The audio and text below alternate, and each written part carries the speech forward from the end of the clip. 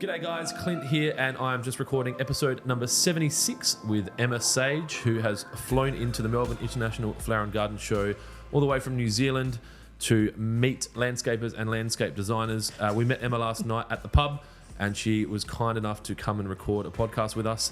Emma runs an online publication which is about to go to print, based in New Zealand, but featuring landscapes and landscape designers from New Zealand and Australia.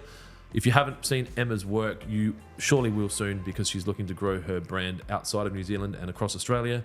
I hope you enjoy this one. I think that's it. Brilliant. I hope you enjoy. So what did you do? You were like, I'm going to go to Melbourne for the International Flower and Garden Show, and reached out to the ones you felt most connected to and said, hey, I'm going to be there. Can I? No, Ashley James had said to me probably a year or over a year ago, should come to the... Are you recording? Yep. See how smooth that just happened? Okay.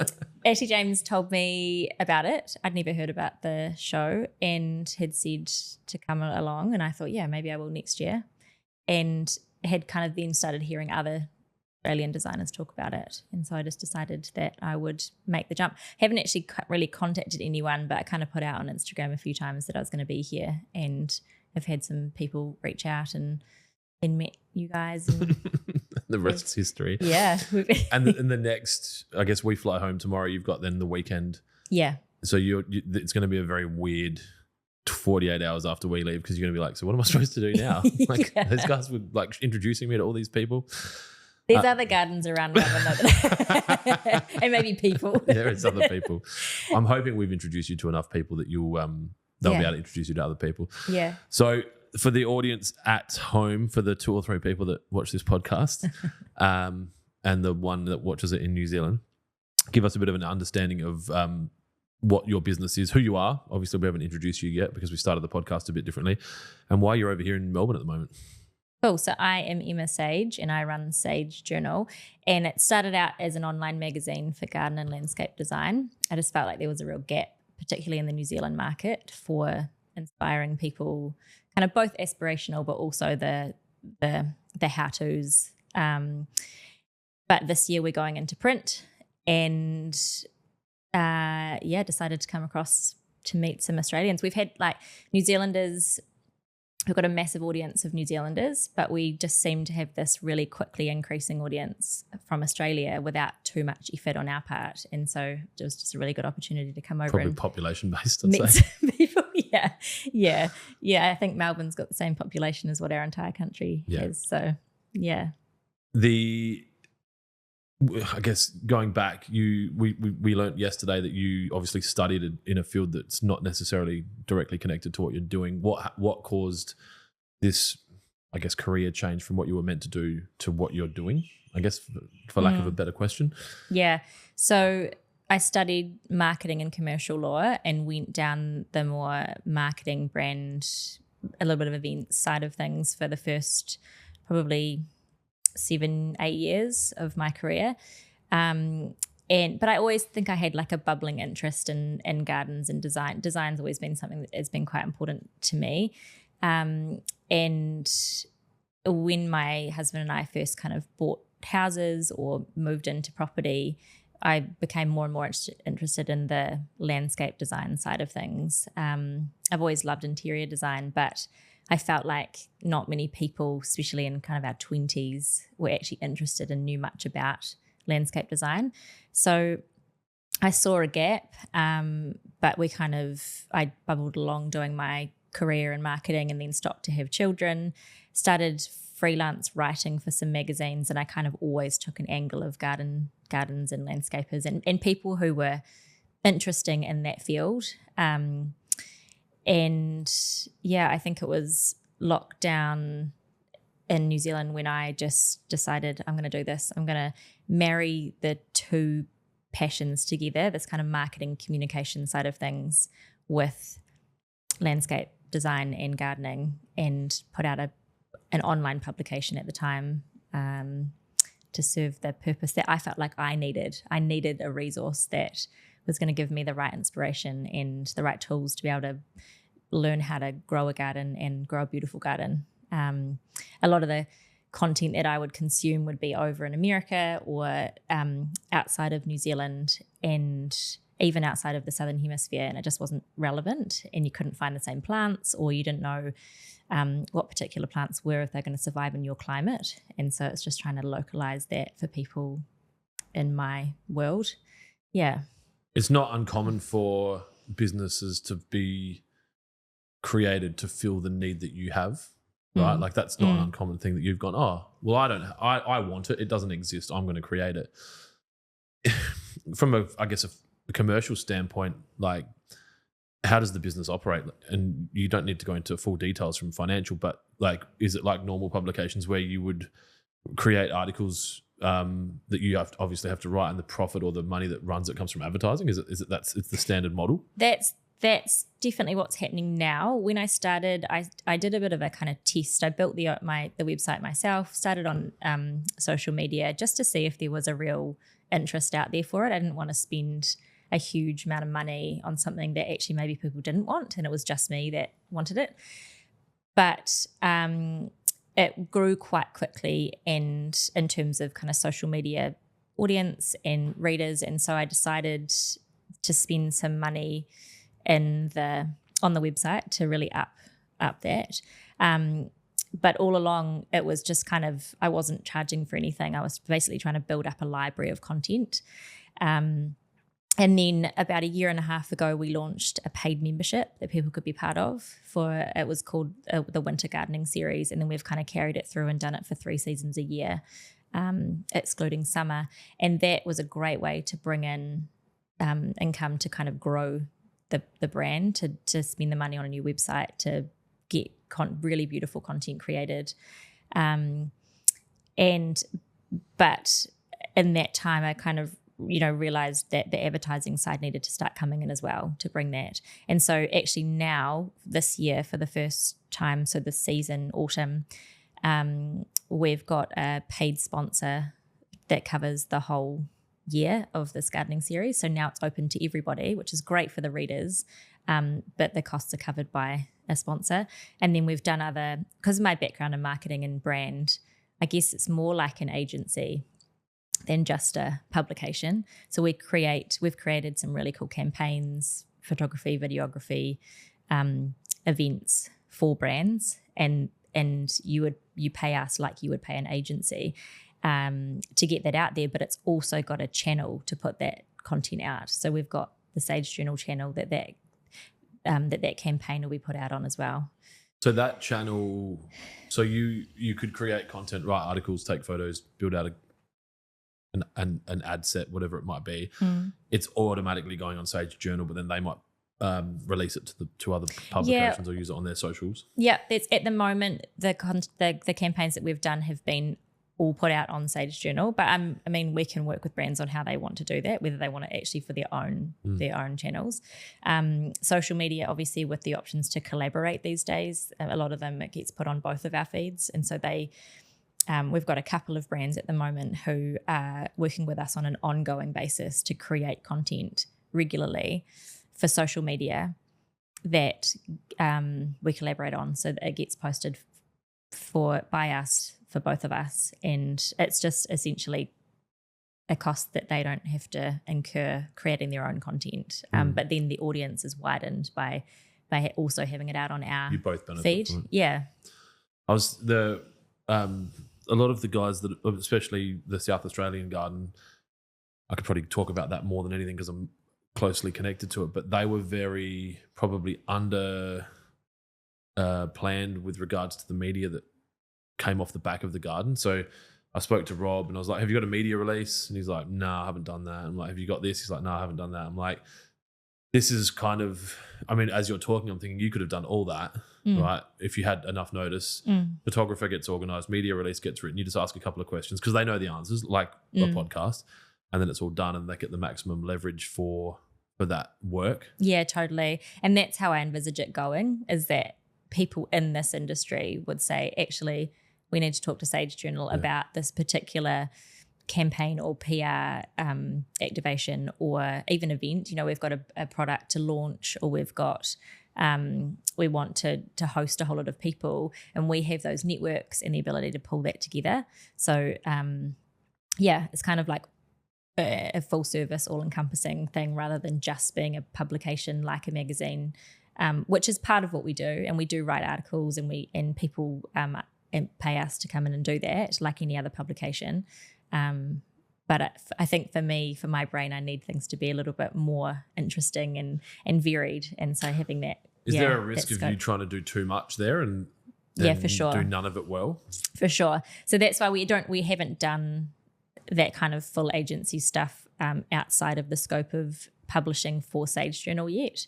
It is one of the risks with, I think, any small business, and particularly for business owners who have lots of ideas. It's just trying to make sure that you do those kind of one or two things well. It doesn't mean that you can't do those other things, but it's just having, doing them well and building up to those other things. Yeah. It's a blessing and a curse to have that depth of ideas, especially like I spoke to you about, I think yesterday or this morning. If you don't have the resources, you really have to go work out how to make money first, and then do what do maybe the fun is more things. Passionate about, or the fun stuff. Yeah. Do you have a team, or is it you? So it's just me, and then I have I'm slowly bringing on contractors. So obviously we work with lots of photographers. I've got a couple of key writers who write for me, and I do have an admin person who kind of works maybe up to 10 hours a week helping me do things. Yeah. I'm constantly in that tension between, do I jump and bring on board someone to help with the kind of brand campaign stuff, because then it can grow the business, but then there's a risk, and sometimes it's just about doing those things well first before you grow too fast. I think it depends on the goal. And if your goal is to grow the magazine publication sorry, you have to hire someone. Otherwise you'll always be the size you are, and you'll always look back and go, I probably should have, but I think in that the example of that is so true with my admin girl at the time. She was woman, Holly, she's incredible. She was our babysitter who came over back from the UK, came back to New Zealand, babysat for us for a while, and then went back over to the UK to work. She works an incredible nanny job over there, and she'd said to me, I really like what you do for Sage Journal, and this is really early on. This is kind of early days. And she was like, when there is a time that you feel like you might need someone in admin, I'd love to work for you. And she's the most organized person you'll ever meet. And so knowing her and knowing her skill set just as a person, I thought, she's awesome. And so probably about 8 months on, I'd said to her, okay, I need you. And we bumbled along for a long time, like she'll be like, what do you need me to do? Like, what can you hand over to me to do? But now we're in such an amazing rhythm of her picking up more and more and knowing exactly where we are with the business. But I probably didn't actually really have the budget for that at the time, but it has meant that we've been able to do so much more. And that's probably in the last year and a half. Yeah. Do you still use her as a babysitter? She lives in the UK. Oh, so she's working remotely. She went back, yeah. Yeah. So she's essentially like a virtual assistant to me. On an inverted time zone. Yeah, but works quite well because we talk at kind of nights and mornings, and then she has random hours with her very high-end nannying job with going on holidays and working 2 weeks on and 1 week off. So we just kind of make it work. Is that so the nannying has that kind of a roster 2 on 1 off, or that's something? For her, I feel like it's constantly changing. There's whatever the family demand is. She's in a family with, I think they've got 2 nannies and housekeepers, and it's fascinating to me. I'm intrigued. I've been trying to get to work out a solution for the care of our children as our lives get busier, and it's, I guess, a constant battle around my guilt around wanting to make sure that we're parenting rather than outsourcing that, but also being able to go do all the things that we need to do with regards to like, events and, travel and that kind of thing. Yeah. So how old is the journal publication? So I've been kind of going, the website launched coming up 5 years ago. Yeah. And so you've been communicating with Australian designers specifically? Yeah, we contacted a couple because there were some landscapes that I had that I'd loved, and I'd kind of come onto and thought, yeah, let's contact them and see if they'll come on the journal as well. And then from there, it's kind of snowballed. We don't contact many in Australia anymore. A lot of them come to us, but we are always really keen to kind of send an email and say, hey, if you've got beautiful gardens to feature, let's chat. And that's one of the reasons I wanted to actually meet some of these people that have contributed. And because you've been doing business with them, but you haven't put a face to the name. And often don't even talk on the phone. Like, you just email the whole time, or Holly will email them. And so actually being able to say last night at the event and say, have you met this person before? Actually, yes, we've emailed, or I've listened to a podcast, and then we, talked about stuff afterwards and things. So yeah, it's actually really nice to just meet real people and realize that we're all just and know real. that they actually exist. yeah, and that we're just normal people. Well, the Victorians aren't, but yeah, I get what you're saying. So did you have any goals around, like, were you hoping to come over here, and are you creating content? Like, is that the plan you'll get? I will create some content just because I think our audience on social media will really enjoy it, and then we'll probably put a couple of public things on the journal. But the main thing is, so we're launching this print journal later in the year, which is a pretty massive project, one that many people think you're a fool for doing.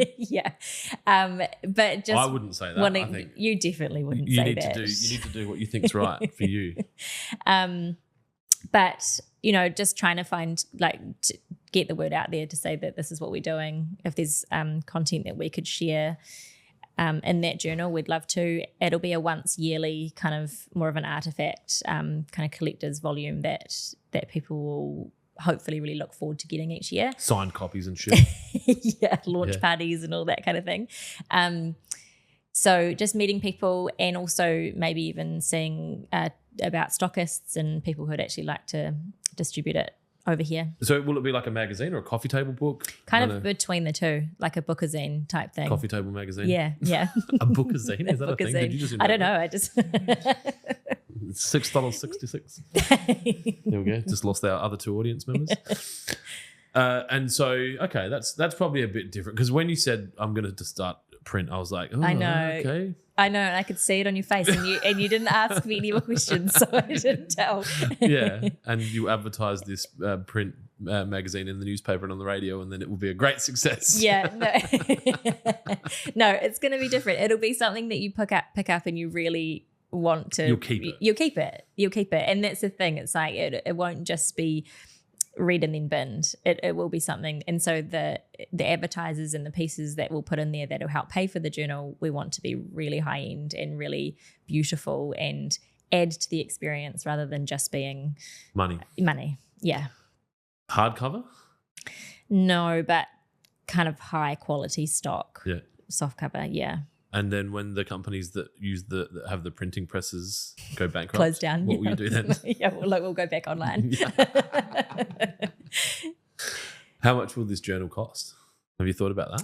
Yeah, it'll be somewhere between probably $25 and $35. So like $10 Australian. We'll probably still charge you the same. It's free shipping. What's are you living near an airport where you can fly directly into Melbourne, Sydney? No. You have to travel to get it. Like, it's a pain. It's a pain, but that's just the cost. We live in Hawke's Bay, east coast of the North Island, and so jumped on a plane yesterday afternoon, nearly missed it, an hour to Auckland. Well, it can't be traffic. There's no one there. No, I just didn't read my times right. And no, we don't have any traffic jams, nothing. My kids at like 3 cars at the roundabout are like, is this a traffic jam? I've seen this on YouTube. An hour to Auckland, and then it's about 4 hours and 15 minutes to Melbourne from Auckland, and you got the wait times. But look, it's worth it. My husband travels a lot for work, and we're just used to it. Yeah. And it kind of adds probably a day to your trip with living a little bit further away. But if you love where you live, yeah, we love it. Yeah, wine country. The reason I was asking, I guess, the commercial reality of you coming to Melbourne or into Sydney to do work for people, that just adds, it's a cost that's. Yeah. I think they get 80 cents in the dollar value, so there's obviously I don't do a huge amount of travel though, because so much of what we can do is online and over Zoom or if you had to do an event though, that's more, I guess. Yeah, for sure. So you're just going to do events locally. It's not really, unless someone pays a lot of money. Yeah, unless it's a massive lawn hub product launch, and then you absolutely would insert product placement here. For people watching, I just looked. We've got a live studio audience. There's one person lying on the floor watching the podcast. He's being very well behaved, and he hasn't fallen asleep, which was, it's we're in, obviously recording this. People, I haven't even explained it, but we're in on Lygon Street in Carlton on the afternoon of. What is today? Thursday, the 27th of March. I was about to say May. And last night was a big night for some. Emma was responsible. So you landed here at 9:00 p.m. yesterday. Went straight to the pub. Or dropped my bag. Walked to the pub and realised Melbourne had lots of scary alleyways. So I Ubered home. And then met us, the second person, third person, you met me. Yeah. And then fast forward, not even 24 hours later, you're doing a podcast. Is this what I came for? This is very symbolic of how I operate as well, right? It's just like the guys were like, "Who are you podcasting?" And I'm like, "It'll work itself out. It'll be all right. Like we'll find someone." And so good. And it's like, we wouldn't just podcast anyone. It's very interesting because to be very honest, the people that you're probably looking to for business or as clients or to represent the people that we're dealing with. Yeah. And our podcast is just a audio version somewhat of your but yours is probably more professional. But ours is like what is it, Sage Journal if you ordered it on Temu and listened to it. Okay. Love it. That's about what it is. So what do you hope, what else is left to achieve here? Like you honestly, no expectations, no disappointment kind of thing? Like you're just going to go out there and... Wanted to meet people, didn't expect to be on a podcast, but this is brilliant. Going to an event tonight and there's a few designers that I have done a lot of work with. So Ashley James is the one who told me to come here. He's coming in, I think, in a couple of days. There's a few others that I have worked with along the way that I'd really like to sit down with and actually chat to. And what, do you want to interview and write a piece or just just meet them? And because we already featured their work anyway, so we do a lot in written anyway. It's just about putting a face to the name really, and I think and vice versa. And I hope it'll kind of mean that people realize that it's a real brand. It's not just a social media with a big following. Like it's. Is it a decent following? Oh yeah, it's all right. Yeah. Yeah. Do you want to share some numbers? Hopefully there's some sixes 20,000 probably. No, I'm not going to say sucks 1,000.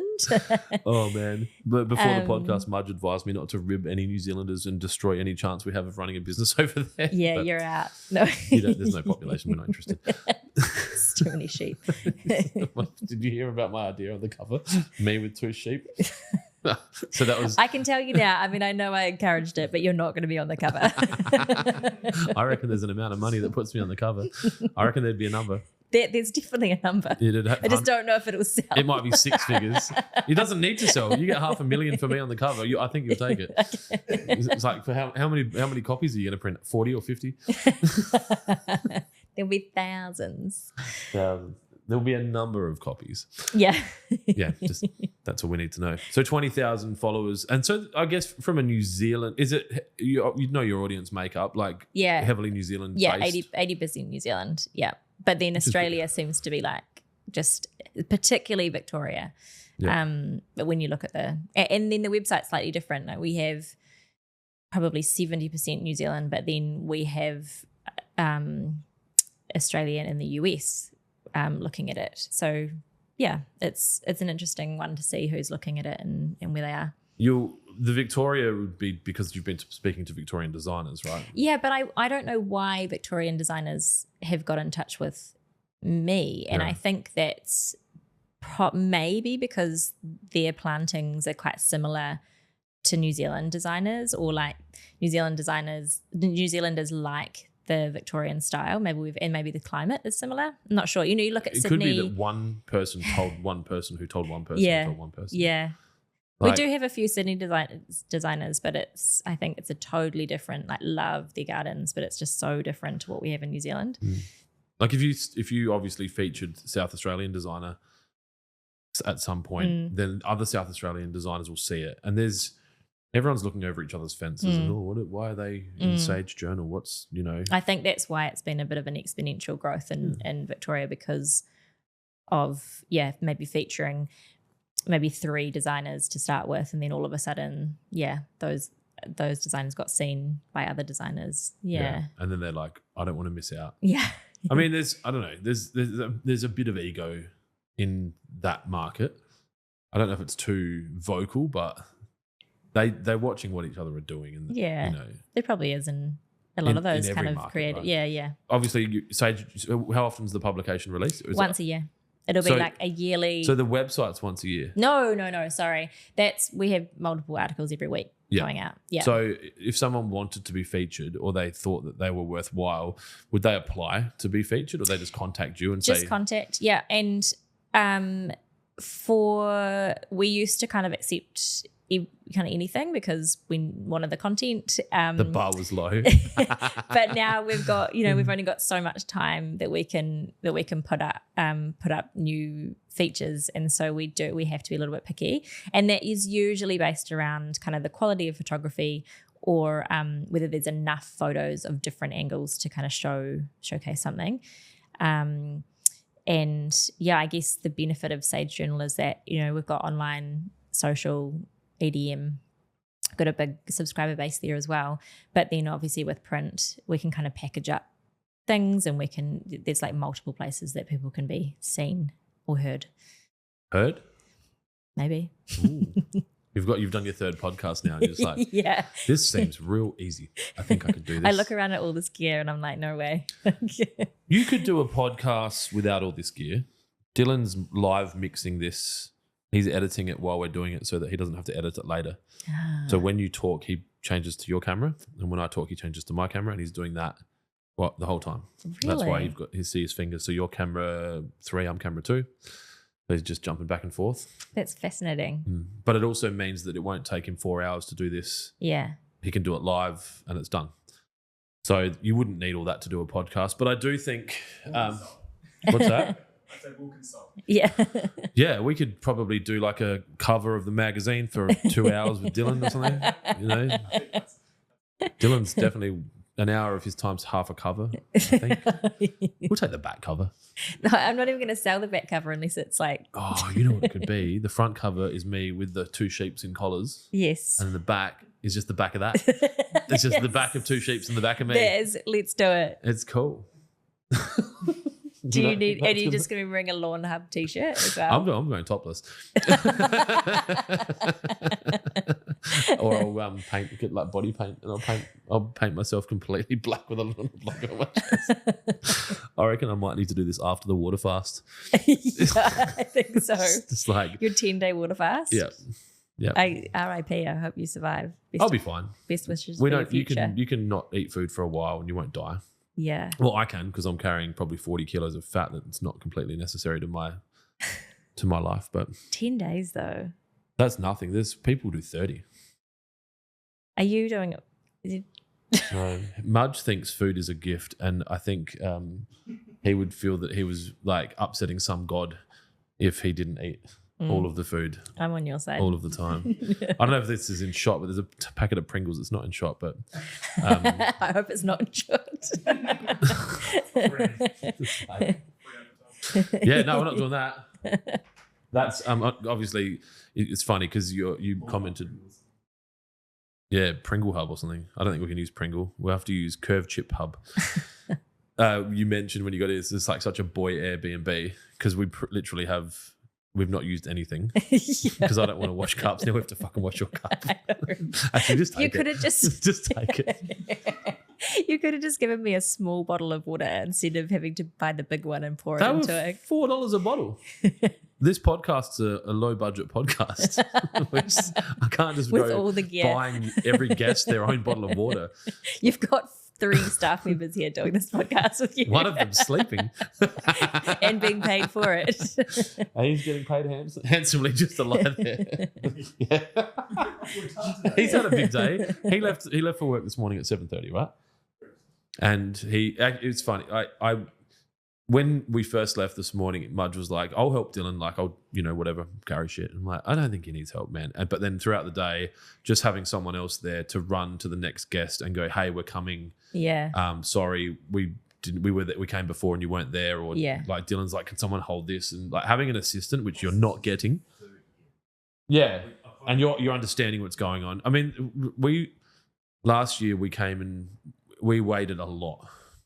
So we'd go to a garden and then let's call them XYZ Smartening Australia would be there and they're like, oh, well, boom, camera, mic, light, you're going to have to wait. This is really important. Yeah, it's like, okay, cool. So we got pushed back a lot. Yeah. Because we're the internet. You're part of the problem, right? Legacy media, print media. I was part of the internet first.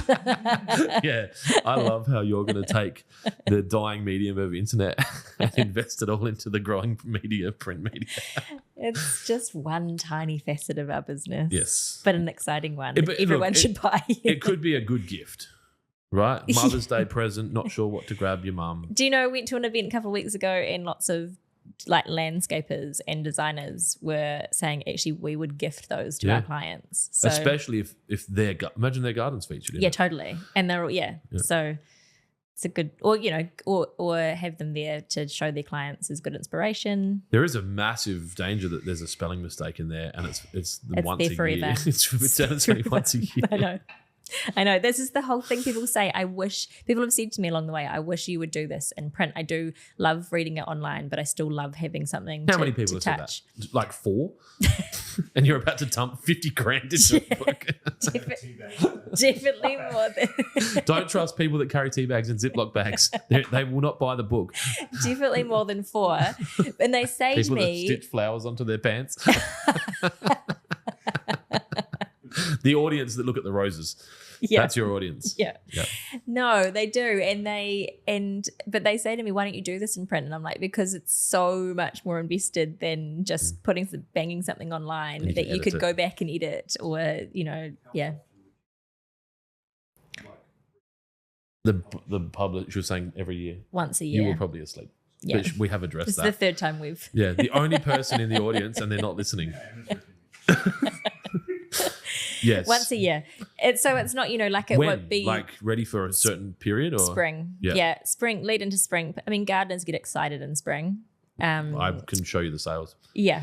We make our money September, October. Yeah. They get so excited. They get in, and I think autumn is a super busy gardening season, but people aren't as like they're going into winter or they're on the back of summer. Yeah. So they just want to they don't want to have to think about stuff. They're basically getting ready for hibernation. They're like bears. Yeah. They're just, or squirrels. They're just putting nuts in the tree. Yeah. Whereas spring, everyone's excited. The garden's out. waking up. I have not slept enough. You have not slept enough. And also you get from spring and then you get the lead into Christmas as Christmas present. And then from that, you kind of go into Mother's Day. So you've got that quite a long period that you can sell those. And then in the meantime, we're working in the background to create the next one.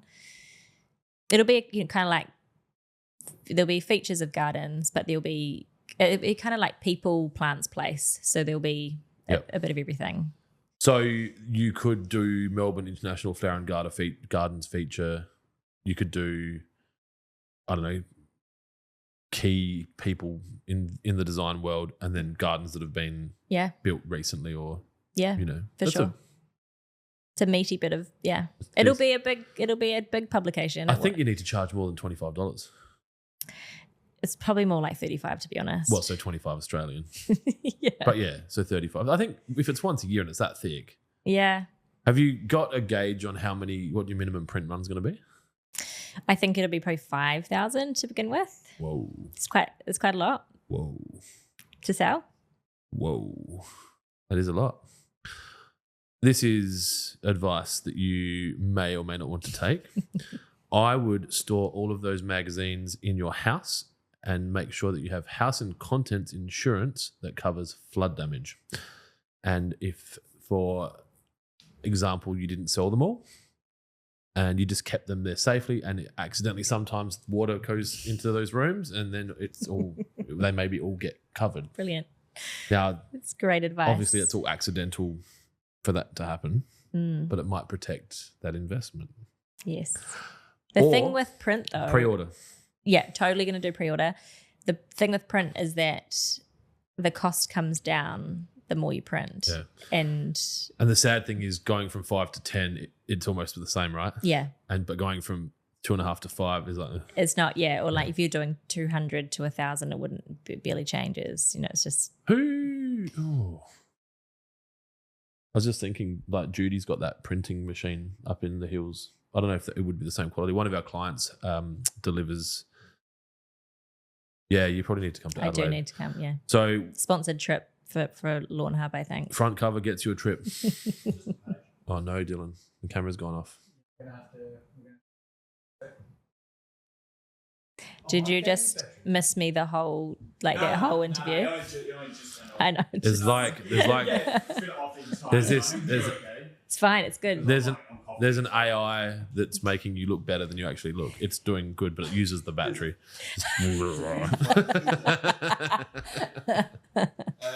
You actually kind I'm good. Yeah, look quite Asian. Whose gear is this? Is it your gear? Yeah, we own a lot of gear. These are 2 of 5 cameras we own. Plus, must be pretty cool working for a place like this. Can you just let her tell her? You just let her finish what she was saying to you because it was really nice. I said it must be really nice working for a company who invests in this kind of stuff, and you get to play around with it. We actually had a good Christmas day the other day with a bunch of gear that we got. Yeah, so a friend of mine who was in the personal coaching space, doing a lot of work with women in business to help them grow both personally, professionally. She was set up had a studio, had some cameras, all this. And then she went through a breakup, decided to leave. She's moving to Italy to live with a guy that she's recently fallen in love with. Italy. Yeah. So she's just selling all her shit. And so she just posted on Facebook, anyone want to buy a camera, blah, blah, blah. And I was like, hey, what else have you got? So she said, I've got all the stuff, like cameras, gimbals, light towers, everything. And like, just send me a list of what you got and how much you want for all of it. So I sent it to him and he's like, oh, please buy this all now, please. Now. And I think it was 10 grand worth of gear for $5.5 grand or something. But brilliant. Yeah, so it just really good. lenses, cameras, that bag was part of the deal. It still had the tag on it. Yeah. So just stupid, like random shit that I'm like, do we even need that? It's so good though, because you guys can then do this kind of stuff and we could make a feature length film at 4K, right? Every day. Like we've got the products to do. You should do it. The audio. I did do a documentary I bought a business 5 years ago and sold it 8 months ago. It was September 2019, and then COVID. So it was September 2019. So we're just coming up to 6 years. Yeah. So, and I did a documentary of the purchasing of the business, like meetings with my accountant. Really? Like me That's having cool. fucking meltdowns and but we were never able to release it because I was so rude in the podcast about people that still work for us. That have you seen it? The full doco? We've got it. It's in a Google Drive, and it's just there's still one of the staff members that might upset. Have you seen it? Oh, you're talking to me? Yeah. I think I've seen Yeah. It's just me in the car. I'm like going on about. I won't say it, but I'll share it with you. What's that? You're not holding anything back. I think maybe It's very raw. with your eulogy, like at your funeral, we'll release it. And Yeah. Well, like, there's a few wow, that guy. There's a whole nother folder I've got in my statement of wishes that there's a plane flies across South Australia with Clint was here off the back of the plane. And then was it Rock Superstar by Cypress Hill? Is that Cypress? I'm a rock superstar, big house, 5 cars, living large. And then now we're going to get strikes. And then my ashes, half of them, I think, I don't know where they went, but the other half got put into a paperweight. And Matt, who you met today, our GM, he has to keep it on his desk as a reminder that I'm always fucking watching. So yeah, there's a few random ones. Anyway, I love it. I'll get back to I don't even have a will. the podcast. What's that? I don't even have a will.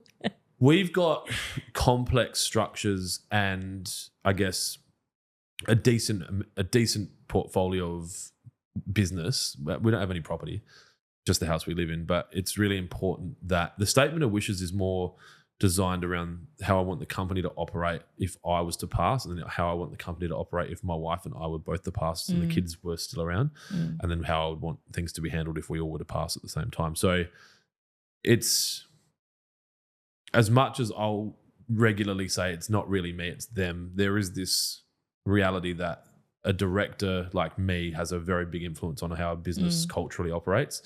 And when I'm not around, there's a risk of incremental degradation just because of the small things that I don't see and don't get involved in. So hopefully as we build out the policies and procedures that we're about to start, like we have no policies and procedures and we're doing more than $20 million of annual turnover across 2 companies. Everyone knows what they're supposed to do. He pressed the buttons. There's no policy about it. He still knows what buttons he's pressing. So that's why we have to have a will. It wasn't, like if I just died and they're like, what, where's, even, I don't know where it is, but I've got like a USB somewhere here. I don't know. I've definitely either packed it or didn't. But there's about $40,000 worth of cryptocurrency on that. Like, and someone that will have to be managed. If I don't tell anyone about it, it just goes into the ether. So, and you have it here. I think so. I'm pretty sure I brought it. No, I've got a $5,000 Keno ticket in my wallet that I won Keno a couple of weeks ago. I haven't been able to cash it because no one's got $5,000. So, yeah, so I just carry it around with me until I find a Keno thing. Is this Australia or is it just No, just It's we don't have Keno anymore. Yeah, we did used to. Jacinda get rid of it? Like, it's in the best interests of everyone's personal financial situations. Yeah, thanks, Jacinda. What else should we get? Should we just put poison in our blood for you? Anyway. She's not South African? Is that what you were about to say? I was going to say she's not a bro. Yeah, I've just offended 2 whole countries. Is this all going to be on the podcast? Yeah. Dylan will use this for a pay negotiation. Don't worry about it. He'll just be like, there'll be a countdown clock of it getting uploaded, and he'll be like, all you got to do is sign this. Yeah. No, I won't ever say anything at all that I'm not comfortable being everywhere. Really? Yeah. God, I thought half of this was going to be on the podcast. No, it will be on. I just don't care because I haven't. Like, I'm not. I think the ultimate truth is, I'll joke around and pay you out, but my intent is pure, and I'm not trying to hurt anyone. If I was vindictive and trying to like destroy a country or take down, like I'm like, we're going to go after them, but it's not that. It's just me being a dickhead. I often think about how come comedians can say what they want under the guise of comedy, but I can't. Yeah. Because I haven't done a stand-up show, but I'm just joking. Yeah. And they're like, no, it's just comedy. You don't have to take it seriously. I'm like, that's all the stuff I'm doing when I'm being rude to you. It's just comedy. Yes. Right? I have really enjoyed hanging out. I do feel like the South Australians and New Zealanders must have a similar I really kind of hope that we're representative of South Australia, and you've just asked them, and I'm definitely not. But I hope in some capacity, if you did come to South Australia, you're like, okay, this is kind of It's what familiar, I expected. yeah. Like, they're definitely not as weird as him, but they're friendly. Yeah. You know? Like, yeah, they like a joke. she'll just get off at the airport and she'll be like, hey, fuckhead. And I'll be like, what did you say? Like, that's how Clint. Oh. Anyway, back to what I was saying. So, a friend of mine who's Printers. on the No. board, Yeah. a friend of mine who's on the board for the Master Landscapers of South Australia runs a training authority. What are they called? organization, ARO, Institute. What are they called? RTO, Registered Training Organization, called ARO, which are an RTO. It's fucking acronym city. But even then, ARO is not an acronym anymore, but it was. Regardless, she bought like $250,000 printer, maybe more. Okay. Right. And I'm assuming, actually, I shouldn't assume, you don't want like the old school where they put the pieces of metal in the thing and that's the kind of print you want. No, I mean, I don't know how it happens, Black and but I white. assume not. I assume not. Some poor old dude in a leather apron just like, she'll be ready soon. 200 pages times 5,000. Yeah. So she can print pretty high quality. I was just thinking it'd be funny to know, and because I understand you need it bound, it needs to look, it's a premium product, but it would be funny to know if they've got the capacity to print that. Because well, I was just talking to printers in New Zealand, quite large, probably one of the largest printers we've got, about it. And I was talking about distributing in Australia as well. And if that doesn't happen at high volumes this year, you know, that'll be something that we work towards. And he was just saying you would get that printed in Australia. There's you no just point wouldn't printing even and shipping it. It's no, too expensive. you wouldn't ship it. Yeah, the shipping's just too high. So yeah, it would be about finding someone here to print if we were What do doing you think high the commercial volumes. reality is of you printing 5,000 of them and selling them in New Zealand inside 3 months? Like, is it going to happen? It's not going to be over 3 months though, is it? Because hopefully it'll be something that people, you know, even if they find, I mean, obviously we want to sell them within a year, but if we don't The sell, likelihood of them selling will deplete as every month goes by leading into the next one. yeah, I would expect, and I don't know, but general expectation that you'd probably want to sell 60 or 80% in the first 3 months, and then, or 40 or 50. Like there'd be you sell a lot and then you'll have this graph down of like trickle, unless you run paid ads. And then you hope that people find you, discover you. They might not have heard of Sage Journal before, and then they say, "Oh, we loved the 3rd edition, so I'm going to go back. I'm going to go back and buy the first and second." If you could get, well, fuck, that's okay, maybe. Like the thing is, you're holding stock. Yeah, right? So you don't want to be doing too well, much. It's just money, and it's money that's perishable. Like we've got irrigation businesses, and so there's plastic everywhere, but it doesn't go off, it doesn't rot, it doesn't go moldy. It's not water damageable. Yeah, but the thing with this kind of journal is, yes, there's a high number of them and you do want to sell majority of those. But one thing that we will be doing, and it will be doing for the people who pay to be advertised, is that we'll be distributing them in for free out to places high-end accommodation, kind of boutique hospitality, certain hospitals or doctors, you know, waiting rooms, that kind of thing. And so there will be a number of them that will be Botox clinics of Auckland. Gifted out, yes, something like that. Because we really do want those to be seen for our advertisers, but for us as well. I am concerned that you are you're more passionate about it than profit focused.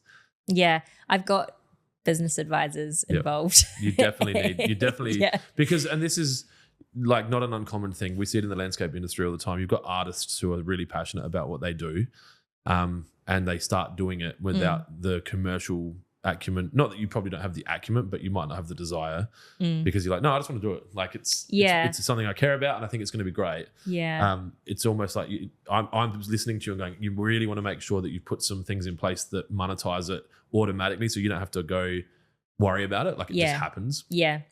Like even thinking, you know, you're saying, oh, people are going to get it and they'll automatic payment every year. Like, do you want to, your website's just like, do you want to sign up that you get your credit card gets charged and we just send you the book? People forget about it. Yeah. They're like, oh, cool. Like a traditional subscription that you do for a magazine. And we will do all of that kind of stuff. I think obviously with the first one, you just want to make sure you get it right and that people enjoy it so that you know that it's worth doing. Yeah.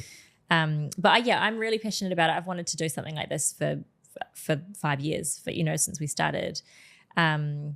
But there are some publications out there that are doing extremely well, and they are those higher end kind of publications. I know that, the kind of repetitive, I'm not sure what it's like over here in Australia, but the kind of repetitive home and garden magazines in New Zealand, at least, there's probably a couple of them that do okay, and I mean okay, not survive. Yeah, they survive. And I mean, I talked to a printer, one of the other really big printers in New Zealand.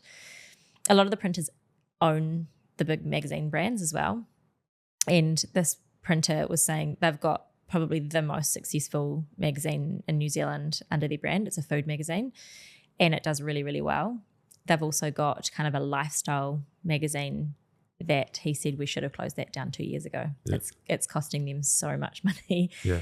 And that shocked me because it's a beautiful magazine that I thought people would love. So, That's the risk. Yeah. Just because it's beautiful doesn't mean it will sell. And that's why when you were saying, people will find it. Like in the world that's busy as it is, my instinct would be that your best avenue is going to be using digital media to sell your magazine and to be running ads on Meta to sell the magazine. And then the risk of that is you need to print the magazine for 10% of what you're selling it for to be able to have enough profitability to be able to run ads to sell the magazine. Ads, But it depends what the goal is. And that's probably one of the first things I said to you. What's the goal? Like, is it to break even but get exposure? Is it it doesn't matter because you love it and it's just you believe in it? That's the thing. It's not because we've started online and we'll always have an online presence and have a really strong online presence.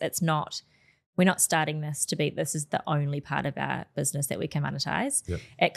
It adds to the whole suite of what we can do. And I have lots of ideas of what that will be. But, as we talked about earlier, we want to make sure that we're doing the first things really well before doing those. But it's just the plan is for it to be profitable, but it doesn't have to carry the entire business because there are other parts of our business that that we can monetize.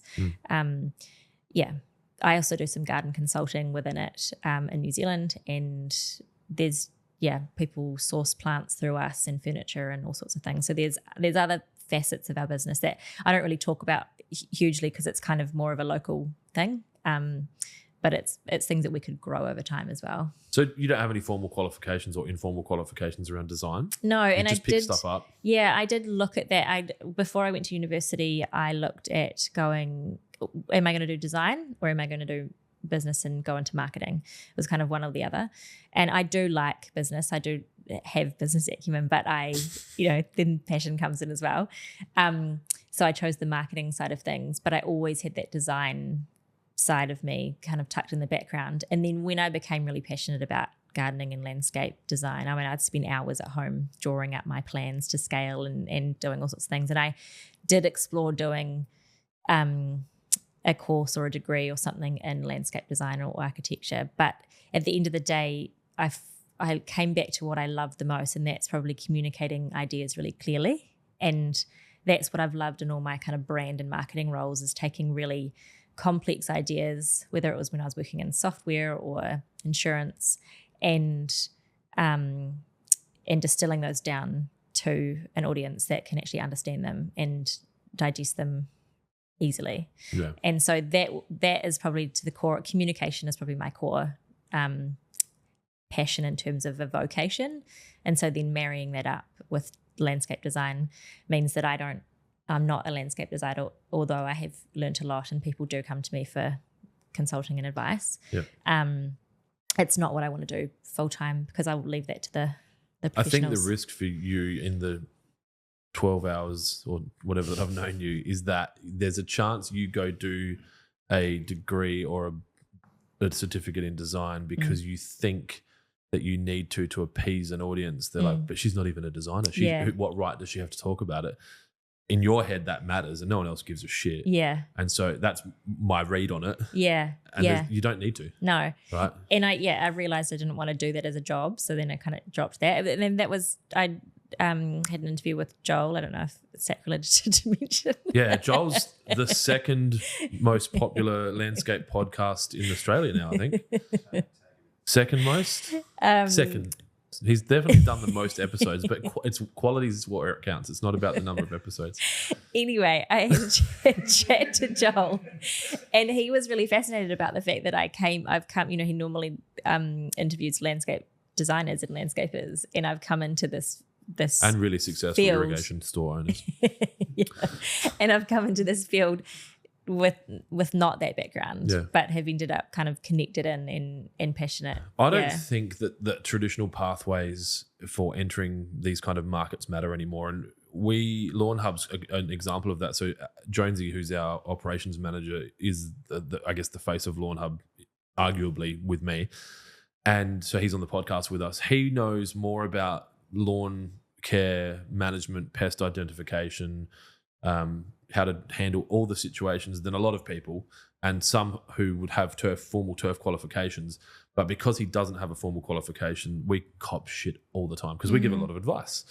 But that I don't think it matters anymore. And I think there is this reality that there's plenty of people out there that know more about certain fields than others that are fully qualified in it, but they just haven't gone and done the formal qualifications because for me, for example, I don't have the attention span or the desire to go. Well, there's important stuff like medical stuff, but I don't know. Like, there's probably people out there doing Botox. They just jab a needle in. Yeah. So we were talking. Who was I talking about the other day? Like what you should wear. Someone was like, I don't know. Like, I'm like, I think the only thing that really matters is if you're a brain surgeon, you probably want to be wearing like a collared shirt and like buttons and stuff because. But for the rest of us, just wear what you want. But yeah, short of the things that you technically require, but I guess you could do a podcast talking about neuroscience and a lot of brain-related commentary without having done that diploma. You just can't cut someone's head open and fix it. But it just because, like, you look at, like, say, Huberman or other podcasters, Gary Brecker, he's not a doctor, but he makes a lot of recommendations around health because he knows, like, and I'm not fighting on either side of that fence because there's plenty of people that think he's shouldn't be doing it, but you can have that knowledge without doing the formal qualification, more so now than ever because of our access to information. It's just so readily available. And you think about, like, you've been through the process of growing a family. You've had to fit your education into bite-sized segments between whatever else is going on. It might not be practical for you to go do a diploma in landscape design, but it is practical for you to be passionate and be on Instagram and look at use photos my skills that I've already got. And using that example of the lawn Jonesy side of things. My granddad, we've got a business in New Zealand called Pimp My Lawn, and called Pimp My Lawn. Maybe it's like, it's kind of similar to Lawn Hub. They go and do. Going to buy all the domains for that quickly. It's nationwide. Does Exhibit do any of your advertising for you? No. Anyway, Pimp My Lawn. I'm glad all of you got early that. 2000s. My granddad was so passionate about, he was a stockbroker, but he was so passionate about his lawn, and honestly everyone still talks about his lawn. The lines, the beautiful, like, it always kind of smells like burning some bullets in. He would have all these chemicals that you were definitely not allowed to use to, like, kill worms, so you wouldn't get worm castings, like things that is just like you shouldn't really do. Anyway, you've been holding out on us. You know more about lawns. People loved his lawns, and Pimp My Lawn, like the franchise, the main owner came to him when they were looking to expand to get his advice on lawns, and they bought gear that he had invented himself to deal with his lawns. I say that because he was a stockbroker. He worked in money. But he was smart. And he loved lawns. And so it cracks me out that that's like a similar kind of thing with Jonesy. Yeah. Jonesy's not smart though. Jonesy's he's very lucky to be in the position he is. I have a soft spot for him, so he's there. I definitely think invented is my new favorite New Zealand pronounced word. Invented. Yeah. There's a lot going on there. I like it. I think everyone else goes, is it? Yeah, no, we'll be able to take that out. Invented. And Ben. Ben. Yeah. And she's like, Emma. I went and spoke to Bin. I'm like, Bin. Hi, I'm Emma. I'm like, with an I? Lots of people have been really stuck. So your name is Emma? Like Emma and Mario's? Well, Emma's an Italian, like a female Italian name, Emma. Is it? Okay. Well, it is. It's Emma. Yeah, I get that. I know that. I'm Emma. I've taken the time to put your name in my phone, unlike you. New phone, who this? I messaged her. I'm like, hey, we're going to go do the podcast. And she's like, who is this? No, that's the second time. That was like, I've got a random call from a 6660. I'm like, yeah, that's me. That's what you saw. Then I messaged her and said, are we going to go do the podcast? She's like, who is this? I did know. You are going to fit in very well. Sorry. But you were like, but I'm not. Yeah. Yeah, you got I'm like, him. I know. You got him. He was very vulnerable. We haven't slept, and you're just like firing missiles at us. We're just like, why? She definitely knows I'm not 50, right? Question from the audience. If I've got to be question from the audience. Hang on. We're just going to go to the audience member. No, do you have a beautiful garden at home that you tend to? I do have it. Look, it's not perfect. It's not like these show gardens that I've seen. I've taken so many photos. I'm going to go home and revamp my whole garden. I hope my husband doesn't hear this. But yeah, we bought a house back in Hawke's Bay. We were living in Christchurch. We bought a house in Hawke's Bay seven years ago, and we've been working on it. We ripped almost the entire thing out. It had been a rental for 12 years and was awful. And so, yeah, we've renovated the inside of the house as well. So just at the same time, plodding away, always experimenting. There'll be parts of the garden that I think are so beautiful and I'm so happy with. And then other parts, not so much. And then those parts that I love, they change, or plants die, or we have a year of rain like we did a couple of years ago. So yeah, I do love gardening. I don't get out. I've got 3 kids at home. He knows the ages and everything. Yeah. He's within a year at least. Yeah. So we don't have a huge amount of time in the garden, but I do love it. It's when I zone out the most, probably have most of my creative thoughts. Yeah. Do you listen to music podcasts while you're out there? Yeah, I do. I think sometimes it's nice not to, because you let your brain freewheel a little bit. And I think that's one of the reasons I'm so passionate about gardening. It's not just the aesthetics of it and the nature plant element of it. It's also that it's just so life-giving, for me at least. And I just want other people to be able to experience that. But yeah, podcasts, I'm big on podcasts. This will be one that I start listening to. Yeah, well, it will only cost you about an hour a year, so I wouldn't be too stressed. You're the first guest we've had for a long time. Hey, number 71. I don't know. We should look that up because I'll have to do an intro. But yeah, I love doing the podcast.